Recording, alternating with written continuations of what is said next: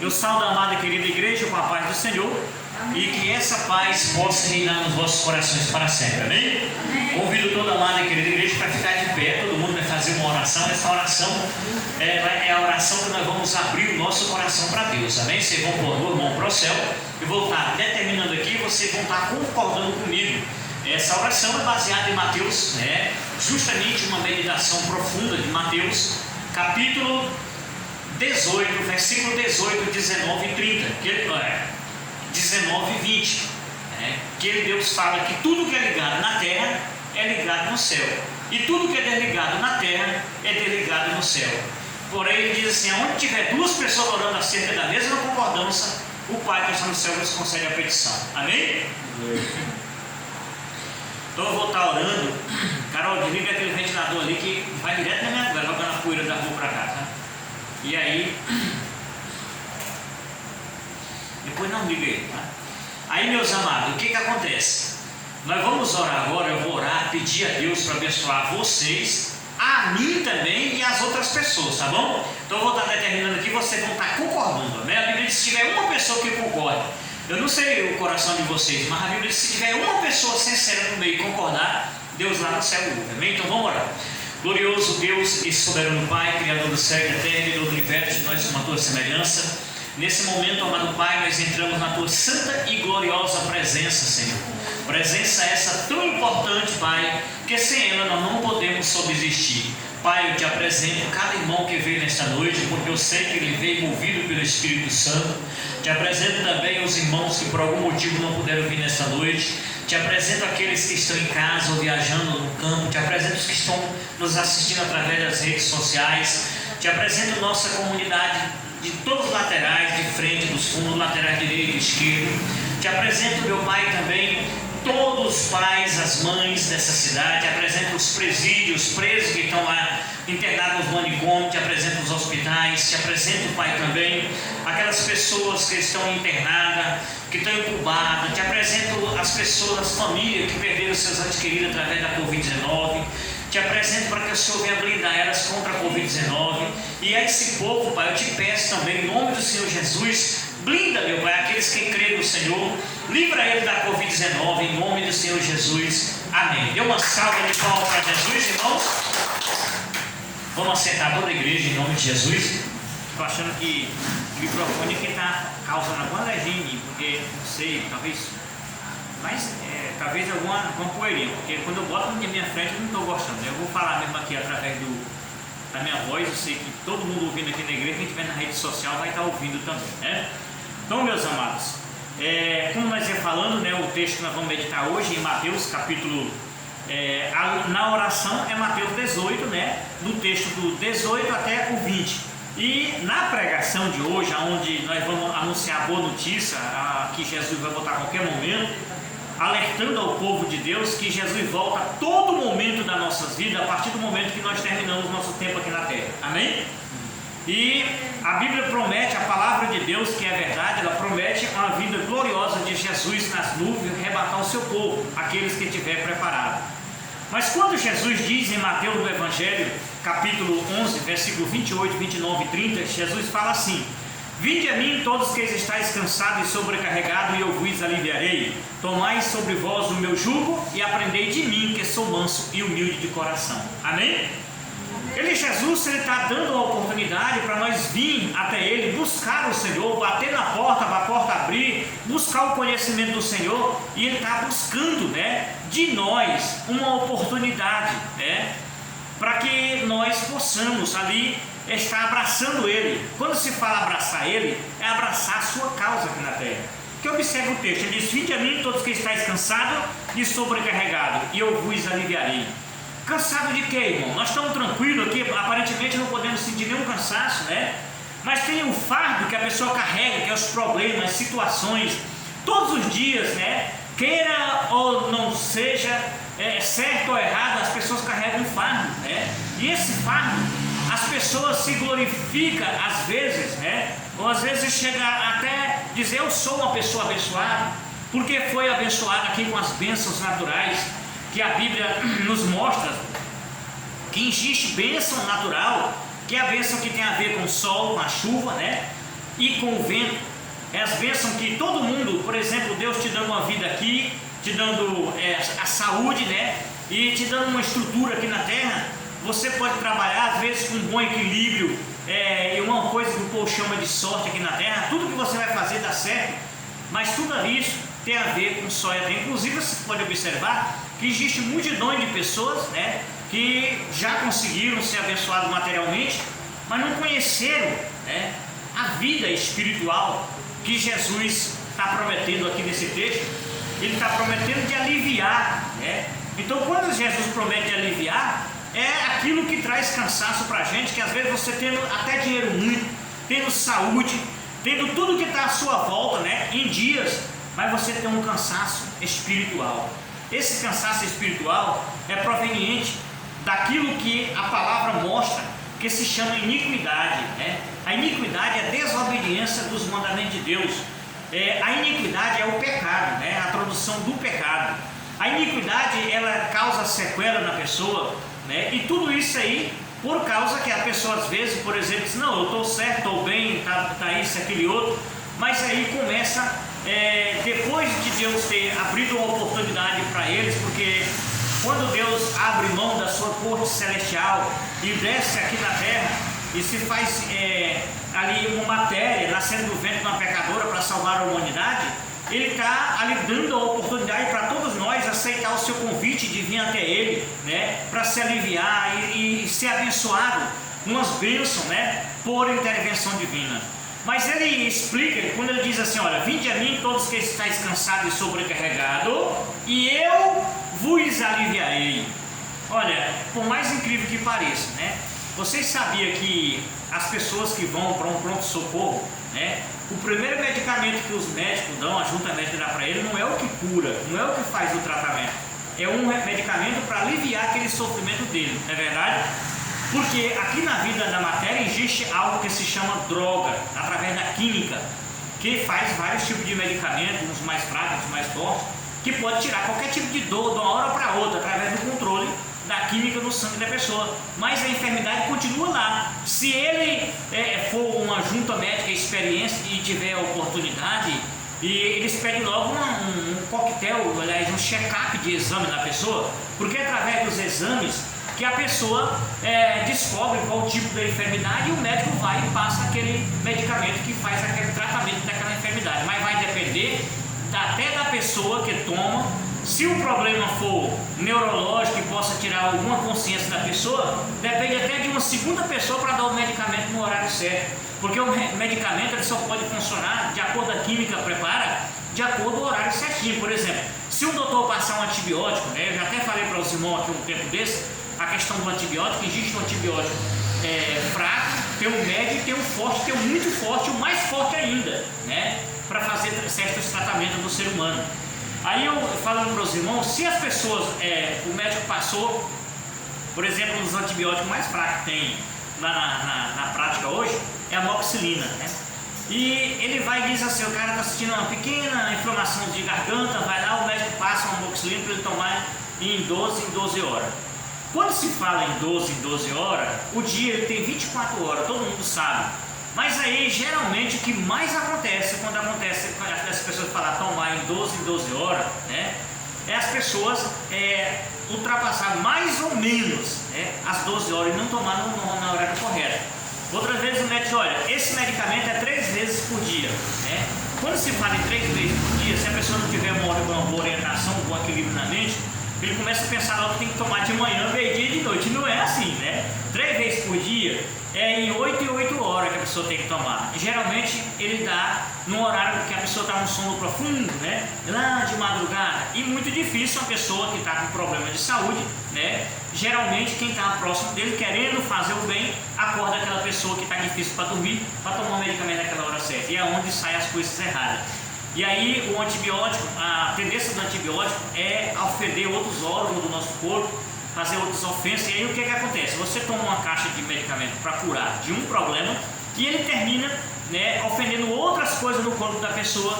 E aí a pessoa volta lá e diz, doutor, não deu certo aquele medicamento. O doutor passou um mais forte ainda e o problema vai acumulando na pessoa. Ou seja, a desobediência, a falta de equilíbrio, ou seja, a sequela devastadora do pecado é que faz isso na vida material, né? Então, na vida material, nós sofremos, pagamos o preço por causa disso, né? E aí, na vida espiritual, né? Nós estamos falando aqui de uma vida espiritual, porque nós viemos aqui ouvir a palavra de Deus, que Jesus anuncia que a qualquer momento Ele está voltando para a sua vida celeste. E eu falei para os irmãos já aqui, que todo mundo termina seu tempo aqui na terra. Jesus voltou para ele, porque se ele voltar daqui a 1000 anos, ou se há 2000 anos Jesus estava pregando aqui que ele ia voltar em breve, né, para buscar o seu povo, porque ele ia preparar um lugar para ele, muitas pessoas podiam chegar e dizer, mas Jesus falou que voltava em breve, está com 2000 anos, não pode passar mais 2000 anos para frente. Mas você pode perder seu tempo hoje ainda, amém? Terminou seu tempo, Jesus já voltou. E aí nós temos que estar preparados. E nesse texto de hoje, quando ele diz, vinde a mim todos que estáis cansados e sobrecarregados, e eu vos aliviarei, nós temos que lembrar que a palavra aliviar é como o primeiro remédio que o médico passa no hospital, quando a pessoa chega com dor lá, amém? Mas nós temos que fazer um exame, né, para poder fazer o tratamento e agir correto até o final do tratamento, e manter a forma, a dieta que o médico passa. E ele tem gente que, por exemplo, chega na medicina, ele estava comendo uma comida e estava ofendendo, causando a enfermidade dele, que geralmente é pela boca que entra as enfermidades, né? Por causa da desobediência, por causa do pecado, né? Que entra pela nossa boca, todas as enfermidades. E aí o médico vai dizer, daqui para frente você não pode mais comer carne vermelha, né? Se a pessoa comer a carne vermelha, a enfermidade vai voltar, ele vai teimar e vai sofrer de novo. Vai ter que fazer o mesmo gasto, passar, ou seja, até mesmo terminar seus dias aqui na terra por causa do pecado. Jesus, ele disse, vinde a mim todos que estáis cansados e sobrecarregados, e eu vos aliviarei. Ele dá para você eu estou fazendo uma comparação, irmão, simbólica, para que facilita para nós entendermos, amém? Não é que Jesus vai dar calmante, ele está dizendo aqui que vai aliviar. Quem é que alivia? É calmante, né? Então ele vai aliviar os nossos problemas, qualquer tipo de situação. Mas aí, ele começa a dizer assim, primeiro ele diz, vinde a mim, né? Todos que estáis cansados e sobrecarregados, e eu vos aliviarei. Quer dizer, Jesus alivia nossos problemas, amém? Agora ele tem a ordem que ele dá, tomai sobre vós o meu jugo e aprendei de mim, que sou manso e humilde de coração. Então, aí ele diz assim, então, aí veremos o descanso das nossas almas, amém? Porque primeiro ele alivia, depois ele diz que é para nós tomar sobre vós o vosso jugo. Para os irmãos produzindo a mensagem, tomar o jugo de alguém, né, é você tomar a carga que alguém vai tomar. Por exemplo, eu vou indo descendo essa rua aqui, com esse sacola aqui, que eu vou indo lá para baixo, né, supor, né, e aquela sacola está me trazendo um peso, né. Você sabe como é que você toma o meu jugo naquela hora? É você tomando aquela sacola e levando para mim, amém? Então Jesus, ele está chamando, vinde a mim, todos que estáis cansados e sobrecarregados, e eu vos aliviarei. É promessa dele, né? E ele não mente. Então ele tira aquele sufoco sexual e diz agora, tomai, ele está dando a ordem. Tomai sobre vós o meu jugo. O seu jugo representa a sua obra aqui na terra. Amém? Então, porque ele vai precisar de nós para fazer a sua obra aqui na terra, né? Então ele diz, tomai sobre vós o meu jugo, né? A minha carga. Qual é a carga de Jesus hoje? Salvar quem está perdido ainda. Quem é que está perdido ainda, irmão? Todos os pecadores ainda estão perdidos, porque a Bíblia diz que a salvação, né, ela é simplesmente pela morte de Jesus na cruz do Calvário, mas lá não entra pecado na vida eterna, amém? Então nós somos salvos a partir do momento que nós aceitamos Jesus. Na hora que nós somos batizados, ali nós fazemos uma cerimônia e Deus lá no céu nos batiza através do Espírito Santo, e você se torna um missionário automaticamente, ou missionária, amém? Só que a partir daí para frente, a partir do momento que você pecar, você desligou a sua vida de Deus, porque lá não entra pecado. Desliga a sua vida de Deus, como diz em Mateus capítulo 18, versículo 18. Tudo que é ligado na terra é ligado no céu. Inclusive, eu gosto de citar os irmãos que de Gênesis, que é o primeiro livro da Bíblia, a partir do primeiro livro, do primeiro capítulo, do versículo 1 até o último da Bíblia, de Apocalipse, ela toda está ligada porque a Bíblia ela todinha está ligada na sua história, amém? Então ele diz, vinde a mim, aqui em Mateus 11, 28, 29 e 30, vinde a mim todos que estáis cansados e sobrecarregados, ele alivia. Agora ele dá a ordem, tomai sobre vós o meu jugo, né, e aprendei de mim, né, a ser manso e humilde de coração. Como é que nós vamos aprender a ser manso e humilde de coração? Primeiro, o que é, eu vou dar uma dica para vocês do que é manso. Muita gente pensa que a pessoa manso é aquela pessoa calmo, calmo, que os outros ofendem ele não faz nada. Não é isso não, porque Jesus, quando ele viu que o povo estava pecando, ele meteu uma taca de cacete no templo. Amém? A pessoa manso e humilde de coração é obediente. A pessoa obediente, a pessoa mansa e humilde de coração é a pessoa obediente. Amém? O que se torna uma pessoa obediente? O verdadeiro cristão. Nós somos um verdadeiro cristão, então nós somos obedientes, né? Porque ele disse que é para aprender, porque Jesus ele veio aqui e obedeceu o Pai, ele obedeceu a Deus, né? Então nós temos que aprender dele a ser manso, ou seja, obediente a Deus, né? Obediente, temente, né, a Deus, né? Que é para poder nós provar nossa humildade. Vocês sabiam que gente que não é humilde, ele não obedece nem a Deus, nem às pessoas mais próximas dele? Por exemplo, eu vou falar o nome de pessoas, né?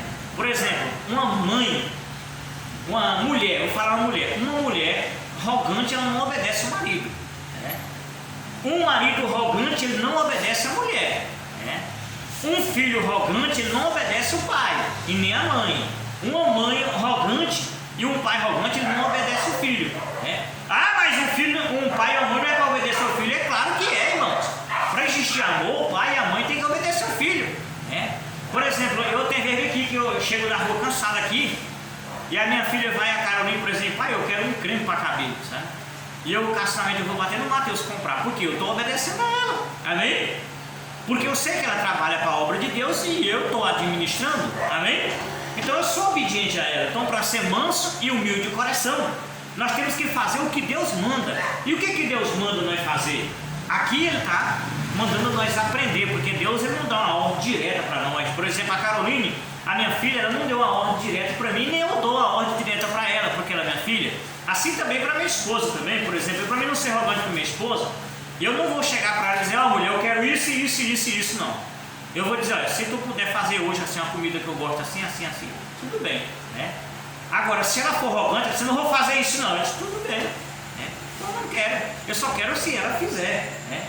Assim também é ela, se ela for humilde e mansa e falar, ô meu Deus, eu estou com vontade de comer isso, isso, isso, eu vou caçar onde tiver para ela, entendeu? Assim também, uma filha minha disse, ô pai, eu estou com vontade de comer isso. Se eu contar para vocês que eu dei não sei quantas viagens no Veneza, atrás dos pastel para Jaqueline, sabe? E não achei. A mulher descobriu que era bem aqui no centro, na Rua do Gomes, e eu fui várias vezes para comprar esse pastel lá e não achei. Até que um dia nós achamos um bocado de pastel, né? Então, é uma coisa. Por que eu fui? Porque ela falou, pai, estou com vontade de comer daqueles pastel. Eu fui lá na Rua do Gomes buscar para ela. Deus, ele não tem uma vida diferente entre nós aqui, quando se fala em vida espiritual, ele não tem uma vida, né? Diferente da vida do ser humano, porque ele, quando ele foi fazer, bem no iníciozinho ele foi fazer o ser humano, ele fez todas as coisas, mas no sexto dia ele disse, agora façamos nós o homem, a nossa imagem e semelhança, amém? E dê a ele a autoridade. Nessa época que ele estava criando, ele mostrou que a semelhança de Deus, né, ela não tem uma semelhança própria. A semelhança de Deus, você sabia que é quando você olha no espelho, olha para a sua casa e tem para a sua cara, para o seu rosto, né? E vê o amor de Deus. Quando você olha no espelho que você ama você e que você se vê manso e humilde de coração, você está amando a Deus sobre todas as coisas e o teu próximo a ti mesmo. Se você vê qualidade no seu rosto, por que um cristão não costuma usar maquiagem, né? Por quê? É porque a beleza de um cristão é espiritual, amém? Então você olha no espelho e vê a afirmação de Deus. Agora, para o mundo que não conhece, diz que até é pecado você olhar para um espelho e achar que você é Deus, que está se endeusando. Para quem não conhece a verdade, mas Deus fez assim. Ele fez nós a imagem e semelhança dele. É por isso que ele não tem imagem, porque todo mundo é diferente, amém? Então toda vida que você olhar no espelho, você é o retrato de Deus ali na sua frente e não pode ter dúvida, Deus amado, amém? Glória a Deus, aleluia. Louvado seja o santo nome do Senhor Jesus. Então Deus, ele tem esse amor por nós. E quando ele disse aqui em Mateus do Evangelho, que é uma boa notícia, né? Vinde a mim todos que estáis cansados e sobrecarregados, e eu vos aliviarei, tomai sobre vós o meu jugo. Ele está chamando para nós tomar o jugo dele. Agora, você lembra que há pouca hora eu falei que toda vida que nós procuramos um médico, que chega, qualquer pessoa que chega no pronto-socorro, né? Que eles passam logo um medicamento para quê? Para aliviar a dor, né? É o que Jesus está falando, ele vai dar para vocês, né? Algo que é o amor dele para aliviar, porque vocês vieram ouvir a palavra de Deus, então vai fluir de dentro de vocês uma fonte de água viva, né? Que vai alimentar. Essa fonte de água viva se chama fé, que ela flui de dentro de vocês através de ouvir a palavra de Deus. Um ser humano não pode dar para João nem para Maria, mas Deus ele dá através de nós ouvir a palavra dele. Então ele faz fluir de dentro de nós uma fonte de água viva com a sede de saciar outra sede de outras pessoas. Amém? Você começa a amar, diz, eu vou levar essa palavra para as pessoas mais próximas a mim, para a pessoa que eu amo. Toda vez que você expressa amor por alguém, você quer falar de Jesus para ele. Amém? Só que aí em seguida ele diz, tomai sobre vós o meu jugo e aprendei de mim a ser manso e humilde de coração. Porque uma pessoa que não é mansa e nem humilde de coração, ele tenta enganar ele mesmo. Não vai pensar que ou a mulher, ou o homem, ou o filho, ou o pai, ou a mãe, quando ele é arrogante, ele vai se beneficiar. Por exemplo, se minhas filhas virassem para mim, a Carolina virou para mim um dia desse e disse, pai, eu abusei desse café da manhã daqui de casa tudinho, né? E eu já não quero nem tomar café, porque eu abusei de tudinho, eu queria um pedaço de bolo do que eu vi na padaria lá no Luiz Gomes, né? Aí eu peguei o carro, fui cedinho buscar para ela aquele bolo para ela comer no outro dia, porque ficou na minha mente, ela foi mansa e humilde de coração comigo. Amém? Mas se ela diz, pai, eu quero que você vá buscar um pacote de carne, que eu vou comer essas porqueiras aí não. Eu digo, tu vai comer esse aí, mulher, porque esse aí é o que tem, não é não? Então acontece assim com a gente também, né? E aí o que é, como é que nós provamos para Deus que nós somos mansos e humildes de coração? Nós temos que ser sinceros com Ele. Primeiro passo, ter cuidado na nossa vida. Porque eu não posso chegar e dizer assim, irmão fulano, você deixa de fazer isso e faça isso e isso. Mas a palavra de Deus vai transformando a gente. Amém? Então nós não podemos deixar de vigiar. A Bíblia nos alerta para nós vigiar. A palavra vigiar é você estar atento na sua própria vida. Amém? Uma pessoa mansa e humilde de coração, ele pega toda a mensagem, vai colocando no coração e se transformando cada vez mais. Amém?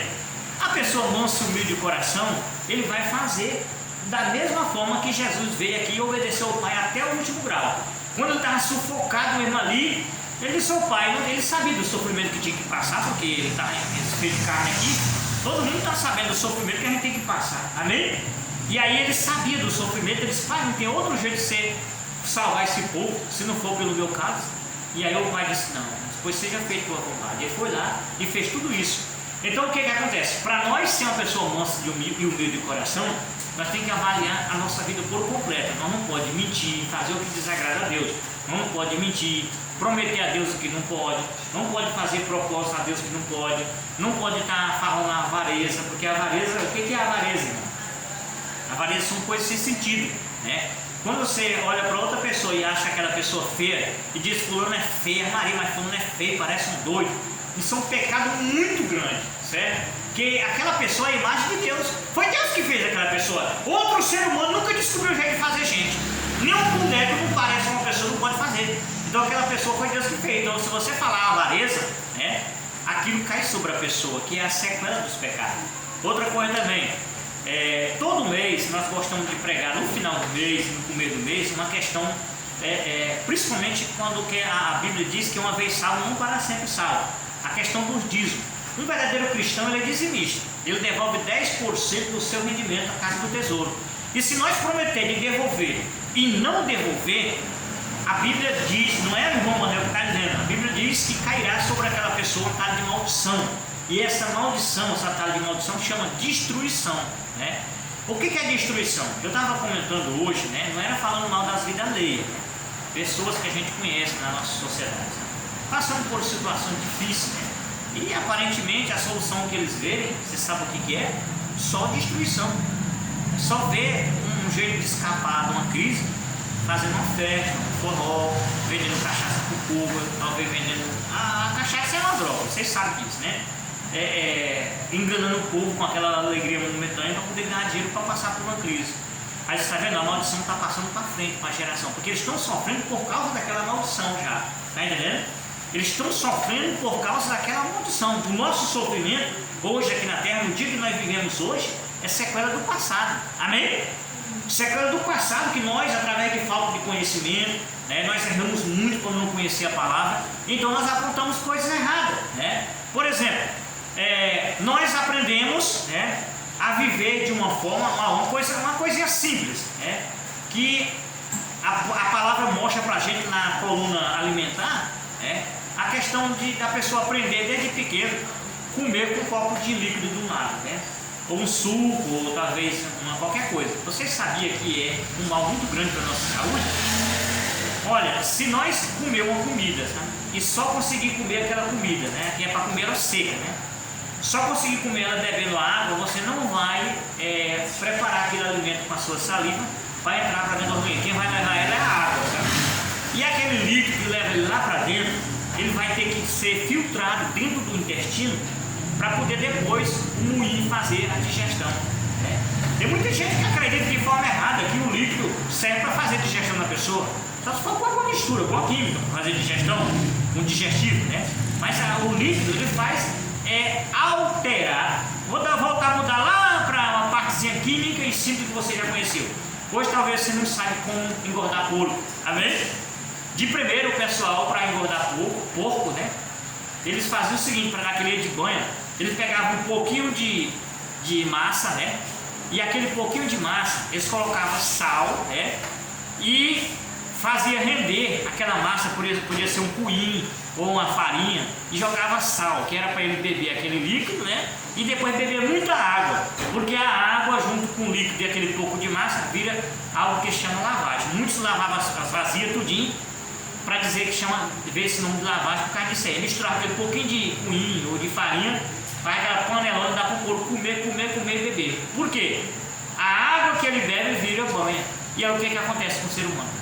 Nós aprendemos, eu vejo aí tantas famílias pegam uma criança, bota um prato de comida quente e bota um copo de água de um lado para aquela criança beber. A criança já aprende desde o início logo. Você sabe onde é que vai dar isso aí?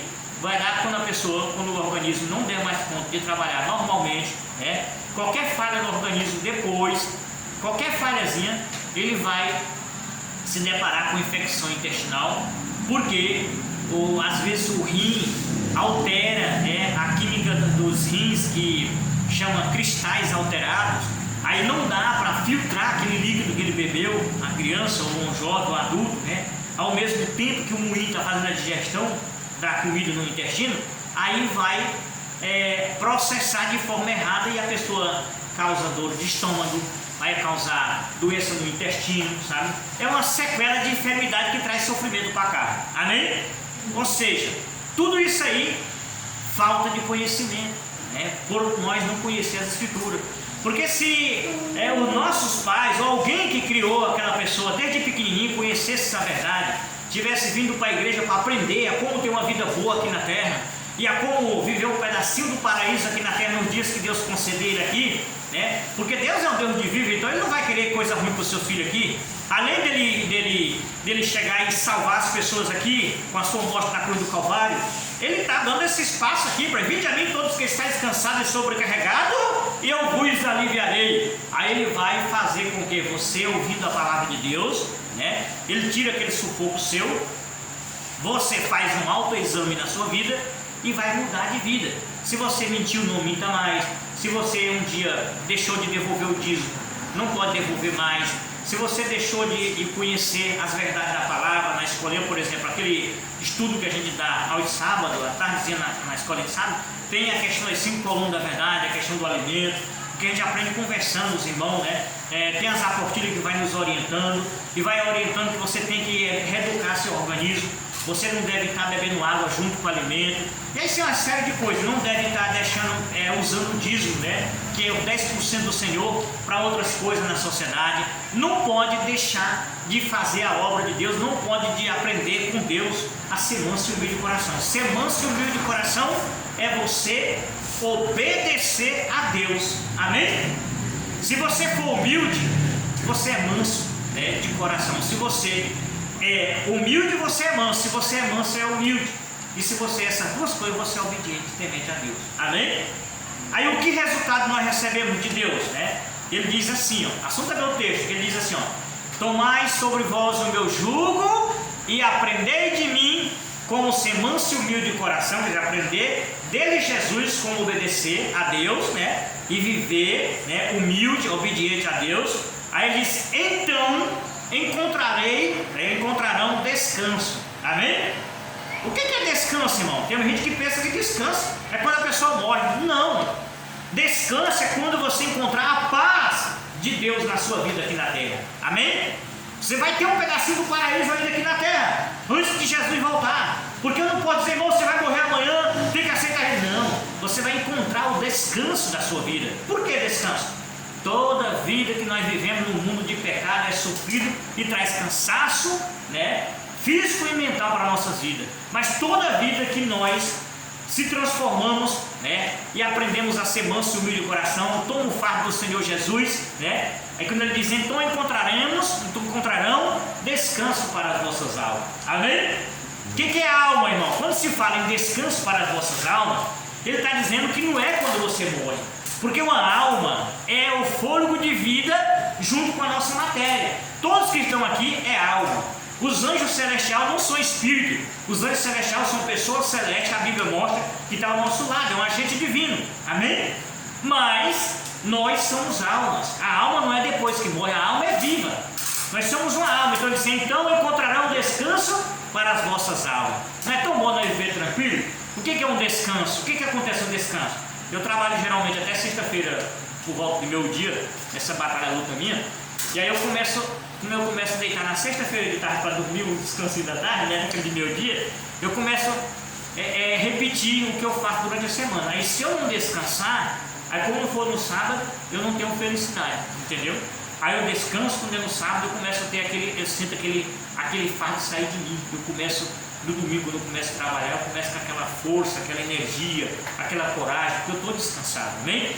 Vamos falar lá para a vida quem trabalha. Não sei quando vocês já trabalharam um dia todinho para descansar no final do dia. Não é verdade? Eu trabalho diariamente, eu sei que os irmãos todos trabalham.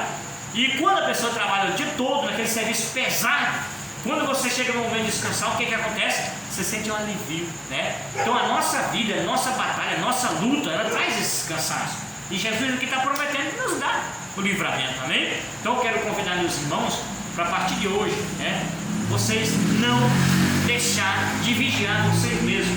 Por exemplo, quem já deixou de ser dizimista por alguma vez, não deixe mais. Seja 100% um dizimista do Senhor, porque isso não é para dar para pastor comer, mas é para a manutenção da obra de Deus. Porque Deus está dizendo aqui nesse vinde a mim todos que estáis cansados e sobrecarregados, e eu vos aliviarei. Tomai sobre vós o meu jugo, está dizendo também para tomar a obra de Deus para nós, amém? E aprendei de mim como ser manso e humilde de coração, e então encontrarei descanso para as vossas almas, amém? Então se nós vigiar, se nós procurar dar sempre 100% com Deus, as coisas começam a funcionar. Temos muitos testemunhos de pessoas que são fiéis e Deus tem abençoado. Agora o que acontece quando a gente é desobediente? Eu acabei de falar para os irmãos, na vida material, você vê essa distribuição na sociedade todinha. Os médicos passam os remédios, né, depois da pessoa pecar, através da alimentação, e judeio com o corpo. Aí quando você vai no doutor, os remédios que o doutor passa não servem, porque a pessoa não toma certo, né? Que agiu teimosamente. Então, se a pessoa estiver normal, nós temos sempre precisando do outro, né? Se a pessoa vê que tem um desequilíbrio, que não lembra da hora de tomar o remédio, procure quem está próximo deles para avisar no horário, amém? Isso é vigia também, para vocês terem um descanso na alma de vocês. A alma é vocês vivos, não é morto. Descanso vocês vivos. O cristão verdadeiro é para ser feliz e vitorioso, em nome de Jesus, amém? Então o que é que vai acontecer, meus irmãos, dessa forma? Vai orar e as orações vão ser ouvidas no céu e Deus vai fazer a sua obra. No texto de Marcos, de Lucas, de João, de Mateus, do Zide, né? Inclusive eu gosto de falar para os irmãos, tem Marcos capítulo 16, o último capítulo do livro de Marcos, no versículo 15 ao 18 ele diz assim: ide por todo mundo pregar o evangelho. Isso ele está falando para os discípulos. Olha, irmão, vocês estão entendendo tanto que essa minoria é grande. Jesus reuniu multidões de pessoas, mas na hora ele só encontrou essas 12 pessoas e ainda tinha um que tinha defeito, né? Quer dizer que ele escolhe gente também mesmo ele com defeito, né? Para que ele sabia que podia dar certo lá na frente e se transformar. Vocês sabem que teve um discípulo que traiu Jesus, né? Então ele encontra pessoas ainda que podem até fazer errado, mas ele escolheu só 12. E na história ele reunia multidões de pessoas. Não é diferente também hoje no tempo agora, que Jesus disse, olha, ide por todo mundo pregar o evangelho a todas as criaturas. Aqueles que creem e for batizados será salvo. Porém, aquele que não crê já é condenado. A palavra condenado é destruído. Quando você não acredita, você não aprende de Jesus nada. Porque você não vira dizimista e você fica destruído. Destruído é a pessoa que tudo que vai fazer dá errado. E mesmo assim, que dê certo nas bênçãos naturais, porque as bênçãos naturais precisa ser uma pessoa sadia, né? E ser uma pessoa rica, né? Mas ele pode ser destruído. Quantas pessoas por aí não tem tonelada de dinheiro, tem fortuna e não tem felicidade, porque não tem paz, amém? Então Jesus disse, aquele que não crê já é destruído, né? A pessoa que não conhece a Deus, que não crê, é destruída, é a pessoa derrotada, né? Então nós aqui, como cristãos, nós vamos orar para Deus ter misericórdia desse povo aí e abençoar muita gente. Porque os que crê, ele diz, os que crê e for batizados, será salvo. Por isso que nós agora, no mês de setembro, tem o aniversário da igreja, dia 30, nós vamos fazer um rebatismo de todos que foram batizados em outros ministérios que quiserem congregar com nós. Vamos dar as carteirinhas de todos os irmãos e vamos estar ali, mas só vai ser batizados os que já são dizimistas, os que tiverem comunhão com Deus, tudo certinho, né? Os que puderem dar a carteira e uma carta de recomendação para onde a pessoa for apresentar no ministério que pregar a validade do mandamento e crer no testemunho de Jesus, amém? Agora, quem não tiver, não pode. Por exemplo, eu não posso dar uma carta dizendo que o irmão é fiel a Deus se a pessoa não aprendeu de Jesus a ser manso e humilde de coração, amém? Então nós vamos ficar de pé, nós vamos orar agora, inclusive vou orar pela sociedade que está participando das redes sociais. Eu quero que vocês ponham as mãos assim, eu vou estar orando e vocês vão estar dizendo assim, sim Senhor, em nome de Jesus, tá bom? Vamos lá, orando, todo mundo com a mão para cima e dizendo, amém, igreja? Ô glória! Então nós vamos orar com a mão para o céu, vocês concordam, tá? Deus de Abraão, de Jacó e de Elias, que apresenta esta amada e querida igreja, todos os irmãos que receberam a tua palavra nessa noite, que ela possa se ramificar no coração de cada um e naqueles que participam através das redes sociais. Apresenta a ti, Senhor Deus, todos os colunas sustentáveis da tua casa, apresenta os dizimistas para que as promessas da tua palavra, Senhor, que nos afirme em Malaquias 3:10, que o Senhor derrama chuva de bênção sem medida sobre todos aqueles que são fiéis. Eu te peço, Pai, agora aqueles que não são dizimistas, meu Pai, não deixe com que, meu Pai, eles se engane com os próprios entendimentos, Pai, mas que o Senhor transforma, tenha misericórdia e compaixão e faça uma transformação completa para que ele seja abençoado com as bênçãos por intervenção divina, em nome do Senhor Jesus. Pai, vou fazer uma oração por essa pessoa que está sofrendo e eu quero a concordância da igreja, sim Senhor, em nome de Jesus, tá bom? Deus de Abraão, de Jacó e de Elias, e eu creio no Senhor